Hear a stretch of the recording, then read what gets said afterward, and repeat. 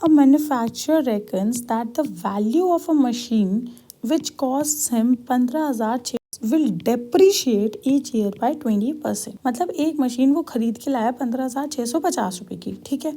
अब वो बोल रहे हैं वो डेप्रिशिएट होगी हर साल 20% से।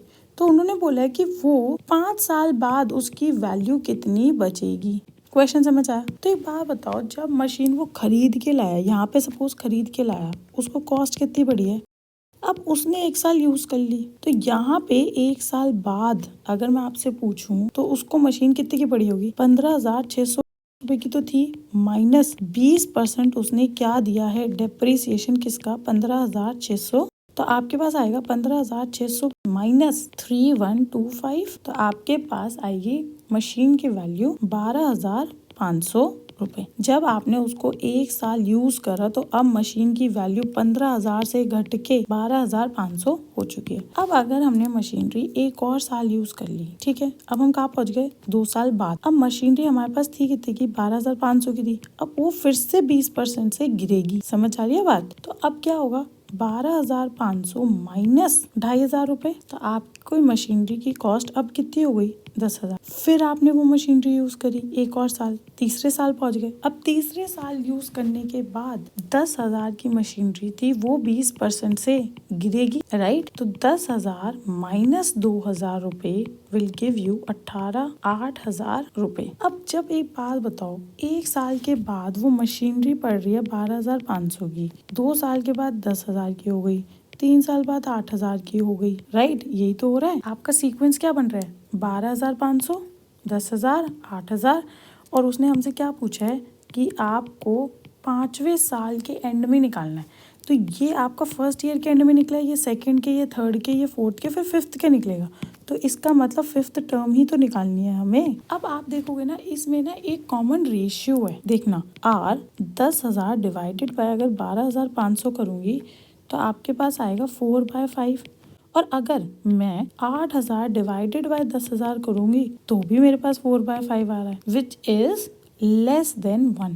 तो इसका मतलब जो कॉमन रेशियो आ रहा है तो वो जीपी है। तो ए हमारा क्या है? 12,500। और जीपी की अगर हमें कोई भी टर्म फाइंड आउट करनी होती है तो आप कैसे निकालते हो? AN is equal to AR की पावर n-1। हमें 5th टर्म निकालनी है तो आप लिखोगे AR की पावर 4। ए हमारा है 12,500, R है हमारा 4/5 की power 4, which will be equal to 12,500 into 256 upon 625। और आप इसको फर्दर सॉल्व करोगे तो आपके पास आएगा 5120। तो फाइनल आंसर में आप बोल सकते हो therefore estimated value of machine at the end of 5 years will be 5120 rupees.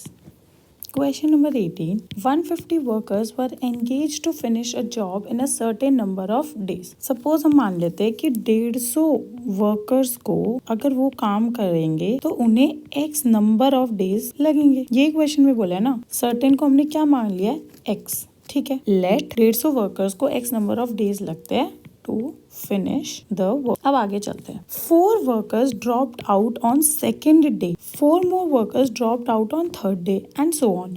अब क्या होता है, हर दिन ना 4 वर्कर्स छोड़ कर जा रहे हैं, ठीक है। तो इस वजह से उसे जो काम वो x डेज में कर पा रहा था, अब अगर ये वाली सिचुएशन अराइज हो जाती है कि 4 वर्कर्स डेली छोड़ के जा रहे हैं, अगर पहले दिन 150 वर्कर्स थे तो अगले दिन कितने हो गए? 146, अगले दिन 142। तो ऐसे हर दिन छोड़ के जा रहे हैं, तो फिर उनको कितने नंबर ऑफ डेज लग रहे हैं? 8 दिन ज्यादा लग रहे हैं। अगर 150 वर्कर्स ही डेली काम करेंगे तो x दिनों में हो जाएंगे। सपोज वो x हम ले लेते हैं 10 दिन, ठीक है। बट अगर 4 लोग डेली छोड़ के जाएंगे तो वही हमें 18 दिन लग जाएंगे x के बजाय।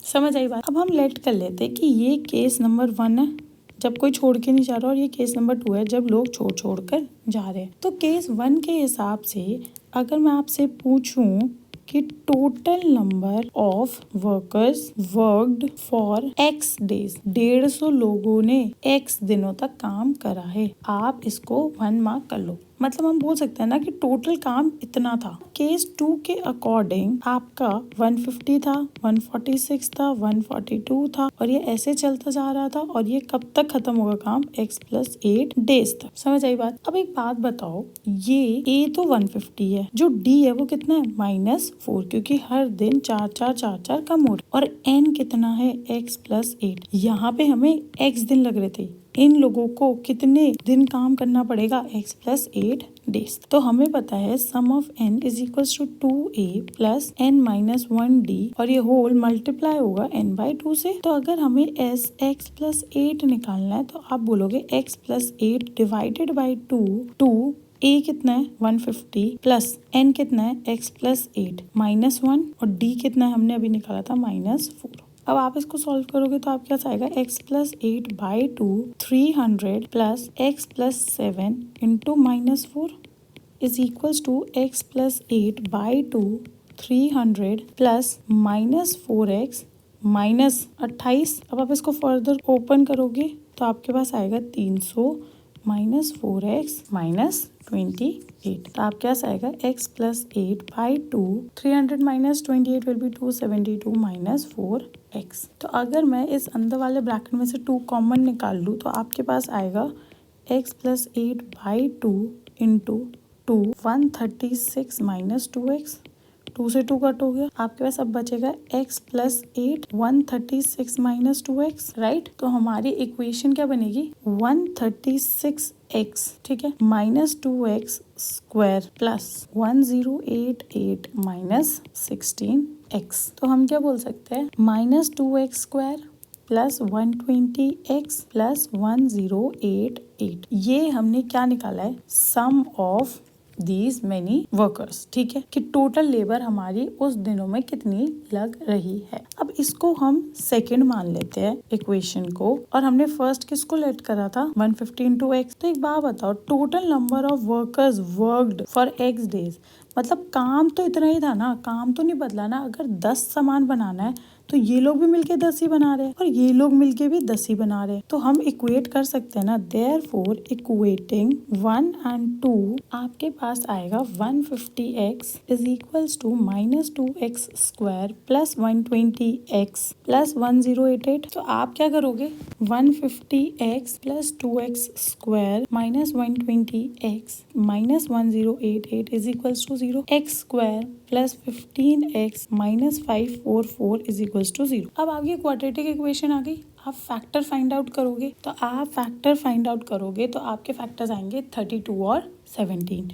तो x square plus 32x minus 17x minus 544 is equals to 0। x common लोगे तो x प्लस 32 बचेगा, यहाँ पे माइनस 17 कॉमन लोगे तो x प्लस 32 ही बचेगा।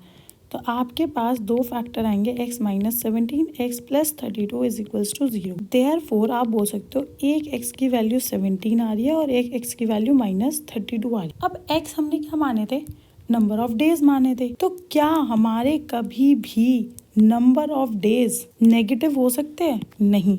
तो हम इसको रिजेक्ट कर देंगे, because number of days cannot be negative। तो therefore आप बोल सकते हो x is equals to 17। हमें लास्ट में क्या निकालना है? जब लोग 4 छोड़ के जा रहे हैं तो उन्हें कितने दिन लगे? अगर वो नॉर्मली काम करते तो 17 दिन लगते, बट अब उसको एडिशनल 8 डे और लग रहे हैं, तो आपके 25 दिन लगेंगे। तो आप बोल सकते हो number of days in which the work was completed will be equal to x plus 8। x कितना है? 17 प्लस इज इक्वल टू 25 दिन। समझ आया?